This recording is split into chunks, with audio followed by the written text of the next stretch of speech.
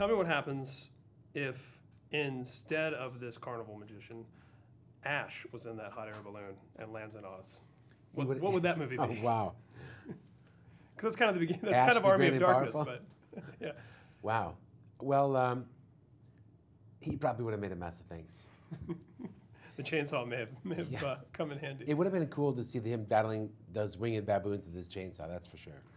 And I'd like to see that. Me too, definitely. A lot of us would. So, I mean, you know, when you're making Evil Dead for next to nothing, could you even conceive of, you know, sitting here in 2013 talking about this giant Disney movie? No, absolutely not. I had no idea. Back then, when we were making the Evil Dead movie, we were just trying to stay one step ahead of bankruptcy, trying to find our next investor so we can get to the next step in finishing that film. It's really a desperate attempt. I remember riding on the subway cars with the cans of film, taking it to one distributor to the next, and nobody wanted it. It was a lot of bleak times starting out. Yeah. I never imagined we'd make it this far. Rolling Stone gave the first Black Sabbath album a terrible review, and you know, they started heavy metal with that record. So Wow. the critics aren't always right. Neither are the studios. But now here we are. In telling this story, obviously there are a lot of beats that are familiar, and I mean, it's such an iconic, not just the 1939 movie, but just in general, it's such a part of pop culture.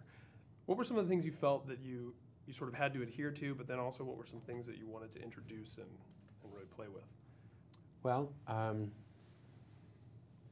by the end of the picture, I wanted it to be a very good prequel to the Wizard of Oz movie. But more than that, I wanted this picture to be able to stand on its own as a completely unique and complete entertainment. So it was its own self-contained story. You didn't have to have loved the Wizard of Oz to enjoy the experience watching this picture. Now, so I wanted to make sure it complemented that original, but stood apart also. Yeah.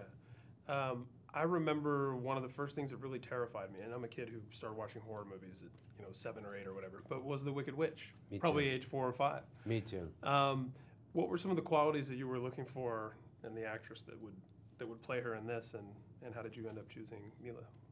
Well, I needed a great actress, that was true. But what I was really looking for was someone who could portray the whole story of the Wicked Witch in our movie. And she starts as an innocent, a pure young thing who is corrupted by the wizard. And so she had to be able to display that innocence, and Mila was. And at the same time, after the heartbreak, she had to be able to have an angry heart that stirred her deeply. And that's where a woman scorned is what she has to play. So I had to make sure that she could have that powerful center also. And Mila is an actress that's capable of both. Absolutely. Last things real quick. So many films with James Franco now. Is he kind of is it like you have another Bruce Campbell? No, he's his own unique guy. There'll never be another Bruce Campbell. I want to make another picture with Bruce, but I'd like to make another picture with James too. They're absolutely different.